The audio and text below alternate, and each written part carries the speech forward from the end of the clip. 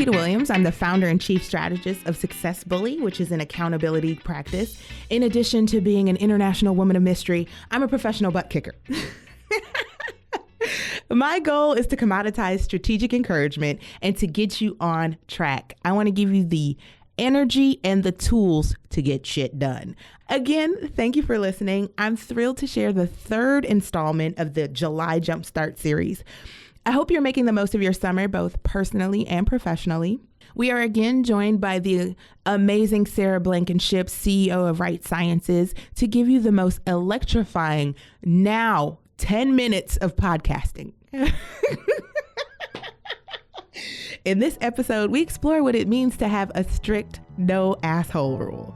It's a proven metric to building your power tribe, selecting investors, curating advisory boards, and genuinely a great way to present yourself to the world. Reflect the type of person you want to work with.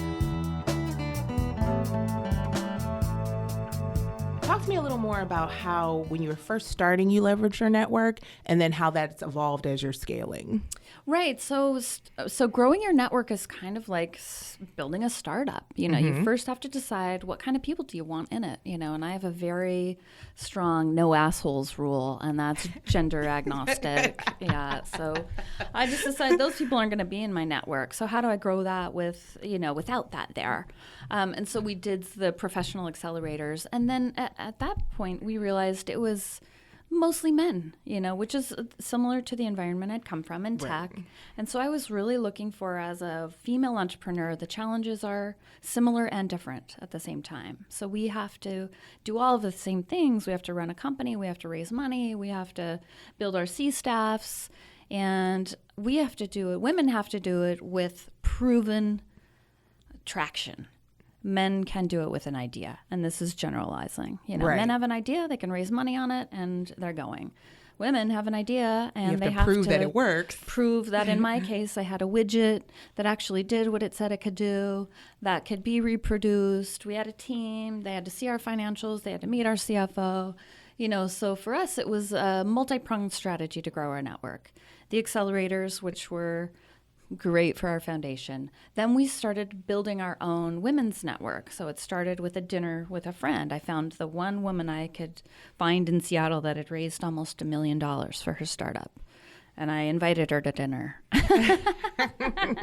And then I basically started cold calling either people that I knew that had started companies, or I cold called Christina Libby, our good friend in PR, who is head of Microsoft corporate PR, and was on a podcast, ironically, a Cosmo podcast about side hustles. Mm-hmm. And so I emailed her, invited her to the dinner, and to my surprise, she came, And so it's been this couple of years of building up this thriving women's entrepreneurial network that is really alive and thriving in Seattle, and full of some very powerful go-getters, from all verticals, It's amazing. Well, women are collaborators, and women entrepreneurs want to collaborate. So I think a lot of times we're in a system that doesn't allow for that collaboration in the mostly male startup world. Mm-hmm. So when we create this opening for ourselves, or this platform for ourselves, we provide this opportunity to bring an ask to the table. And that's what our dinner does, is it invites anyone who's ever wanted to be on the list, that's a non-asshole and a non-man, so sorry dudes, next there time. There are two filters. And they come, and it's a different set, there's maybe a core set every time, but it's a different set of women. There's a different set of asks and a different set of opportunities that come out of that every time. Okay. And we've seen product placements happen, partnerships, money raised, C-staff, people placed into companies. And it just makes you feel good, It makes you feel like you're raising the bar. I can never follow the questions that I write. I never follow protocol. So kind of circling back, I'm fascinated by the your no asshole filter. Because I feel like mine is a little more fluid. I'd love to hear how do you filter for that? What are some red flags where you're like, oh, this is not somebody I want to work with? Right. I think that was really a finely honed mantra when we were pitching. And we pitched about 250 times in 1 year. Oh, wow. And we really approach every pitch as a lesson to be learned, not as money to be earned or made. You know, it's a listening exercise. And so we were able to categorize through those interactions sort of 5 sets of people, you know, from people who are speculators who don't ever have any intention in investing and are just simply there to waste your time, frankly, you know. And then there's people who are truly pirates, you know, who are only wanting to steal your IP or your ideas or your people. They don't have good intentions for you, you know. So we were able to identify and for me being a woman CEO, we would observe the reaction when we would bring my male CTO with me to the same set of meetings, where I would have a meeting by myself, and then we'd bring my man, what we called my man card. You know, I would play my man card when I wanted to test the waters and see where these guys were going to come down in the categories. You know, and for the most part, the conversations would be absolutely different when it was just me or with my male CTO. And I was shocked and surprised to learn that, you know, through experience. And it was real. It was people who were very serious about investing in us. Then I could understand that I was being patronized or I was being mansplained, or, you know, it was a lot of the questions that would never have gotten asked with my male CTO were asked to me. And, you know, so we in that period of time in the year where we pitched 250 times, we had that money raised 3 times, and we had to say no every time because they fell into a category that was not eventually going to be a partner with us. Now, you know, I got to double down on the no. Oh, yeah. We got to double down on. Hardest thing I've ever done. Yeah, tell me more about that experience, especially when you're raising funds to say, no, I don't want your money. Yeah. Yeah, so we had our first go round with our first set of pirates that sort of disguised themselves as partners in the beginning.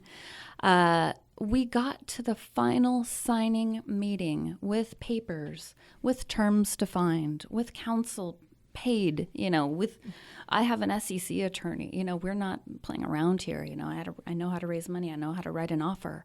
So we were at the closing table, and one of them said, they decided they wanted triple the points. Imagine my surprise, you know, when, number one, that wasn't our deal. We were friends from real life, right, before this. So it wasn't our deal. Wasn't what we had legally agreed upon in our conversations. And, you know, my injustice meter already pegs into the red when I can't find my mom, you know, the right product. So I was like completely mortified that people would actually do this. And I've come to find out this isn't an uncommon practice. It certainly wasn't uncommon in our experience. You know, it just became more disappointing and less surprising over time. You know, as you change your strategy and say, okay, maybe I need a really strong lead investor who's done this before. Okay, we'll find that person, bring them in. And then the person they bring in as their co-investor decides they want a sweeter deal, but can't articulate it, right? So there's no way to move forward in a way that will provide for future partnership down the road. So we had to say no, and we had to change our entire business model from what we had intended. Went back to bootstrapping, and it's the best thing we ever did. It's the best hardest evolving we've ever done. Absolutely the best decision we've ever made. And I would not have made it, right? If I had if I had the triple points carved out, which, you know, as a practical matter, thankfully we did not, you know, I would have dumped them all in those guys. You know, I wanted to raise that money and to be successful at that raise so badly.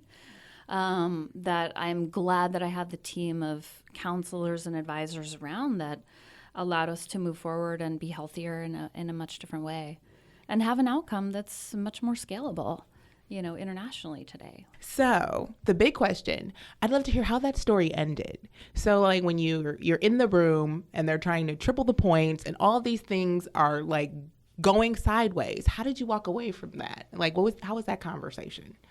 Well, when we said no at the table. And, I just said, no, this is nothing we can do. And this is nothing the team would support. I'll go back and confirm that, just so I can run it around the horn, in air quotes.